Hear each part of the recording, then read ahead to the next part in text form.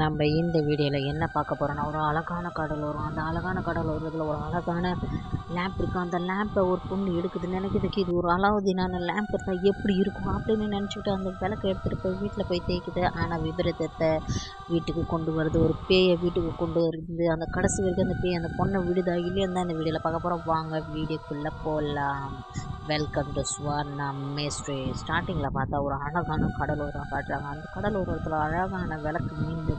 அப்போ அந்த பொண்ணு ஒரு இடத்துல மண்ணில் விளாண்டுட்டு இருக்கு. அந்த விளக்கு பார்த்துட்டு அந்த பொண்ணு வீட்டுக்கு எடுத்துகிட்டு போய் வச்சிடுது. அதுலேருந்து பேய் வெளியே வருது. அதுக்கப்புறமே வெளியே வந்ததுக்கப்புறம் அந்த பேய் திருப்பி உள்ளே போயிடுது. ஆனால் அந்த பொண்ணுக்கு தெரியல அது பேய் தான் இருக்குதுன்னு சொல்லிட்டு அப்போ எல்லா வேலையும் முடிச்சுட்டு நைட் டைமில் வந்து அந்த விளக்குலேருந்து விஷ் கேட்குது. நான் அழகாக இருந்தேனா எப்படி இருக்கணும் அந்த பேய் சொன்னிச்சு. போய் இன்னும் கண்ணாடியில் மூஞ்ச போய் பாருன்னு சொன்னிச்சு. அப்போ அந்த பொண்ணு கண்ணாடியில் மூஞ்ச பார்த்தா அழகாக இருக்குது. பார்த்து சிரிச்சுட்டு மறுநாள் ஸ்கூலுக்கு போச்சு.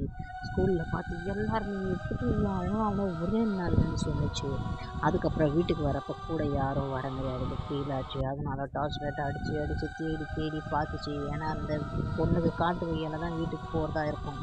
அப்புறம் பார்த்தா டார்ச் லைட் அடித்து பார்த்தோன்னே அதுக்கு ஒரு ஃபீல் ஆச்சு. என் பின்னாடி யாரோ இருக்காங்கன்னு ஃபீல் ஆச்சு. ஃபீல் ஆனோன்னா அந்த பொண்ணு பயத்தோட ஓட ஆரம்பிச்சிருச்சு. ஓடிச்சு. அந்த காட்டுக்கு ஓடி போய் அவங்க வீட்டுக்குள்ளே போயிடுச்சு. வீட்டுக்குள்ளே போனதுக்கப்புறம் அந்த பேயும் அது பின்னாடியே வீட்டுக்கு வர மாதிரியே காட்டுறாங்க. அது பெட்ரூமில் போய் நின்றுச்சு. அப்போ அந்த பேய் ஒரு கதவு ஓரத்தில் நிற்கிது. அப்போ இது நார்மலாக போய் இது எதுவும் நடந்திருக்கும் அப்படின்னு சொல்லிட்டு நார்மலாக ஃப்ரீ ஆகிட்டு வாக்மேன்ட்ட வந்து பாட்டு கேட்குறது. அப்போ போய் அந்த பொண்ணையை பார்த்துருக்கு.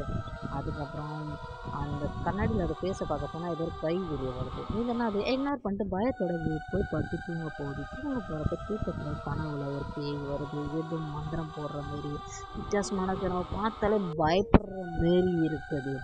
அப்புறமேட்டுக்கு கண்ணாடி காட்டுது. கண்ணாடி முன்னாடி அந்த பொண்ணு உட்காந்துருக்கு. பேய் உட்காந்துருக்கு. மண்டை ஓடு இதெல்லாம் காட்டினோடனே அந்த பொண்ணு பயந்துக்கிட்டே தூங்கிட்டுருக்கு. அப்போ அந்த கட்டில் கீழே வந்து ஒரு பேய் வருது.